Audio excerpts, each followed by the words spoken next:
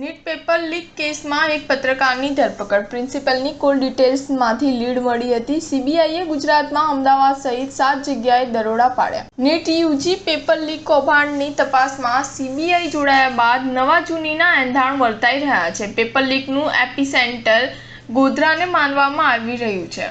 આ વચ્ચે સીબીઆઈએ ખેડા, આણંદ અને અમદાવાદ તરફ તપાસ લંબાવી છે. સીબીઆઈની ટીમ દ્વારા અમદાવાદના પરીક્ષા કેન્દ્રમાં ચર્ચા કરવામાં આવી રહ્યું છે. આ સાથે જ પરીક્ષા કેન્દ્ર સાથે જોડાયેલા લોકોની પણ હવે તપાસ થવાના એંધાણ છે. નીટ પેપર લીક થયા બાદ અનેક વિદ્યાર્થીઓના ભાવિ સાથે ચેડા થયા હોય તેવી વાતો સામે આવી છે.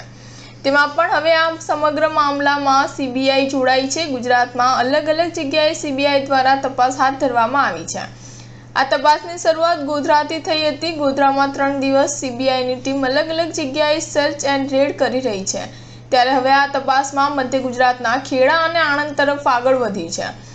નીટના એક્ઝામ સેન્ટર સુધી પેપર પહોંચાડનાર, પરીક્ષાના સમયે હાજર રહેલા લોકો અને કેટલાક પરીક્ષાર્થીઓની પણ સીબીઆઈ પૂછપરછ કરશે તેવી વાત હાલ સામે આવી છે. ખેડા અને આણંદમાં નીટ પેપર લીકની તપાસની સાથે હવે આ તપાસ ગુજરાતના સૌથી મોટા સેન્ટર અમદાવાદ તરફ આગળ વધી રહી છે.